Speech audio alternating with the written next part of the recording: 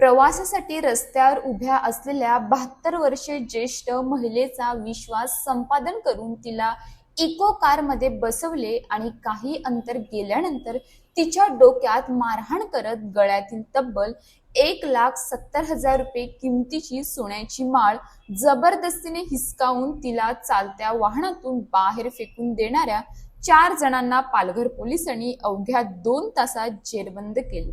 स्थानिक गुन्हे शाखेच्या पथकाने तांत्रिक तपासाच्या आधारे गुजरातपर्यंत पाठलाग करून ही कारवाई केली।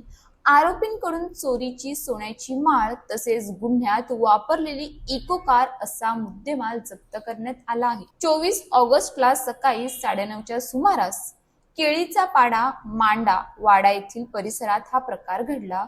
फिर्यादी 72 वर्षीय भारती भास्कर पस्टे या अन्य 3 महिलांसह केळीचा पाडा येथील कंचाड येथे जाण्यासाठी रस्त्यावर उभ्या होत्या।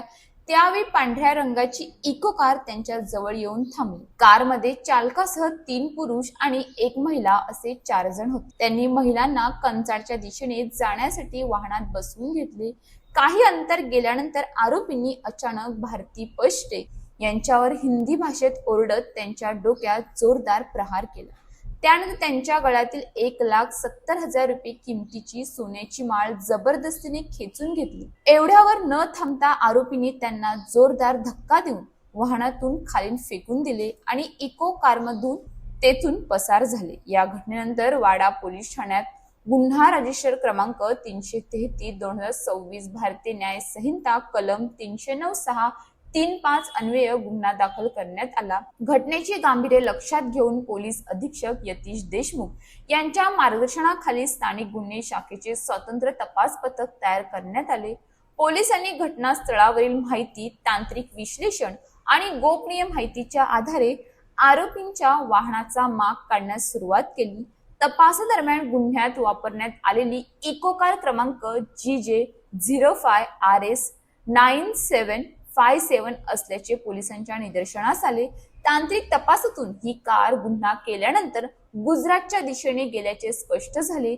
त्यानंतर पालघर पोलिसांनी गुजरात पोलिसांच्या स्थानिक अपराध शाखेच्या मदतीने आरोपींचा पाठलाग सुरू केला। वलसाड ग्रामीण पोलीस ठाण्याच्या हद्दीतील गुंदलाऊ ब्रिज येथे पोलिसांनी सापळा रचला। यावेळी संशयित इको कार पोलिसांच्या जाळ्यात अडकली। कारमध्ये 3 पुरुष आणि 1 महिला आढळून आल्याने चौघांना ताब्यात घेऊन चौकशी केली असता त्यांनी वाडा परिसरातील ज्येष्ठ महिलेची सोन्याची माळ लुटल्याची कबुली दिल्याचे पोलिसांनी सांगितले।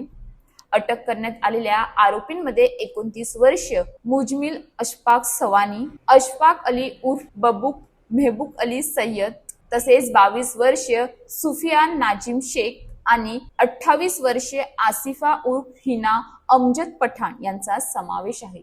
हे सर्व आरोपी सुरत, गुजरात परिसरातील रहिवासी असल्याची माहिती पोलिसांनी दिली आहे। पोलिसांनी आरोपींकडून 1,70,000 रुपये किमतीची सोन्याची माळ आणि गुन्ह्यात वापरलेली इको कार जप्त केली आहे।